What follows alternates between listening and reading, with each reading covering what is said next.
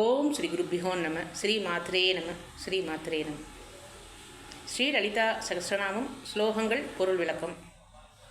அம்பிகையின் மகிமை, நல்ல தியானம், தேவி மகாத்மியம், நாராயணீயம், விஷ்ணு சகஸ்ரநாமம், லலிதா சகஸ்ரநாமம் இவைகள் மூலமாக மனதிற்கு ஒரு தெளிவும் நல்ல மனப்பான்மையும் கிடைக்கும்.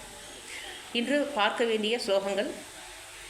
லாகின்யம்பா ஸ்வரூபிணி ஸ்வாதிஷ்டானாம் புஜகதா சதுர்வக்ர மனோகர சூலாத்யாயுத சம்பந்த பீத்தவர்ணாதி கர்விதா பீத்தவர்ணா அதிகர்விதா மேதோனிஷ்டா மதுப்ரீதா. மது என்றால் இந்த இடத்தில் தேன், தேனில் அம்பாள் விருப்பம் கொண்டவள் ஆக உள்ளாள். பந்தின்யாதி சமன்ஹிதா தத்யான்னாசக்த ஹிருதய காகினி ரூபதாரிணி. காகினி தேவி வடிவினல் என்பது பொருள். மூலாதாரம் புஜாரூட, மூலாதாரத்தின் கண் வீற்றிருப்பவள். பஞ்சவக்ரா அஸ்தி சம்ஸ்திதா. அஸ்தி சம்ஸ்திதா என்றால் எலும்பு தாது சுரூபம். பஞ்சவக்ராஸ்தி சம்ஸ்திதா. அங்குசாதி பிரகரணா வரதாதி நிஷேவிதா. பார்க்க வேண்டும். முதலிலிருந்து லாகின்யம்பா ஸ்வரூபிணி என்றால் என்ன? லாகினி அம்பாள் வடிவினல். லாகின்யம்பா ஸ்வரூபிணி என்றால் அம்பாள் லாகினி வடிவினலாக உள்ளாள். ஸ்வாதிஷ்டானாம் புஜகதா, காகினி வடிவினல். லாகினி வடிவினல், காகினி வடிவினல். மூலாதாரத்திற்கு மேல் ஸ்வாதிஷ்டானம் என்னும் ஆதாரம் உள்ளது. இதற்கு பொருள் என்றால் என்ன என்றால், மூலாதாரத்திற்கு மேல் ஸ்வாதிஷ்டானம் என்னும் ஆதாரம் உள்ளது. சதுர்வக்ர மனோகரா, 4 முகங்கள் கொண்டவள். சூலாத்யாயுத சம்பந்தா என்றால், அதாவது பற்றுக பற்றற்றான் பற்றினை. பற்றற்றான் யாரு? இறைவன். பற்றுக பற்றற்றான் பற்றினை, அப்பற்றை பற்றுக பற்றுவிடற்கு என்ற ஒரு திருக்குறள் இந்த இடத்தில் வருகிறது. சூலாத்யாயுத என்றால் சூலம் என்ற ஆயுதம் உடையவள்.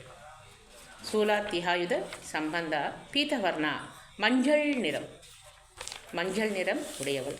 அதிகர்விதா, கர்வம் படைத்தவள். அதாவது செருக்கையும் தாண்டி. எதற்காக அது என்றால், கர்வம் படைத்தவள் என்று ஏன் வருகிறது என்றால், இந்த ஸ்லோகத்தில் அதையும் தாண்டி, செருக்கையும் தாண்டி மேல்நிலைக்கு போவது அவசியம் என்பதினால் அதிகர்விதா என்ற இந்த ஸ்லோகத்தில் வருகிறது. மேதோனிஷ்டா, கொழுப்பு தாதுமயமானவள். இரத்த தாது பார்த்தோம், எலும்பு சதை இவைகளை பிறகு கொழுப்பு தாது மயமானவள். மதுப்ரீதா, தேனில் விருப்பம் உள்ளவள். பந்தின்யாதி சமன்விதா, தீமையை எதிர்த்து போராடுகிறாள்.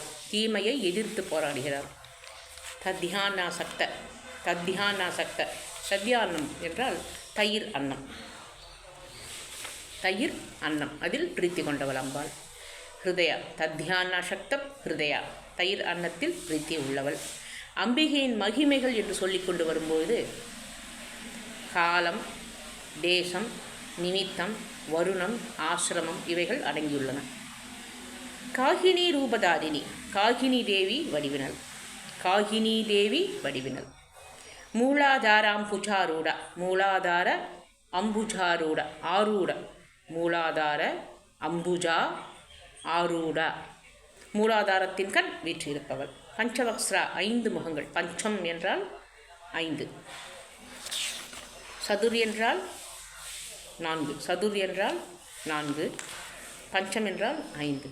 பஞ்சவக்ரா ஹஸ்தி சம்ஸ்திதா, அஸ்தி சம்ஸ்திதா என்றால் பஞ்சவக்ஸ்ரா அஸ்தி சம்ஸ்திதா, எலும்பு தாது சுரூபம். சிற்சக்தி ஜடசக்தி அதில் அடங்கும். அஸ்தி சம்ஸ்திதாவில் எலும்பு தாது சுரூபம் என்று சொன்ன அம்பாள் சிற்சக்தி ஜடசக்தி அவற்றில் அடக்கும். சிற்சக்தி சேதனாரூபா ஜடசக்தி ஜடஹாத்மிகா. அங்குஷாதி பிரகரணா, அங்குஷம் ஆயுதம் உடையவள். அங்குஷாதி பிரகரணா, அங்குஷம் ஆயுதம் உடையவள். வரதாதி நிஷேவிதா, ஷேவிதா, வரதாசக்தியால் சேவிக்கப்படுபவள். இது நாளை பார்க்கலாம். ஸ்ரீ மாத்ரே நம. ஸ்ரீ மாத்ரே அதாவது வரதாசக்தியால் சூழ்ந்து அருள்பாலிப்பவள். வரதாதி நிஷேவிதா, அங்குஷாதி பிரகரணா, அங்குஷம் ஆயுதம் உடையவள். அங்குஷாதி பிரகரணா, அங்குஷம் ஆயுதம் உடையவள். வரதாதி நிஷேவிதா, வரதாசக்தியால் சேவிக்கப்படுபவள் அம்பாள். ஸ்ரீ மாத்ரே நம. ஸ்ரீ மாத்ரே நம. வாழ்க வளமுடன்.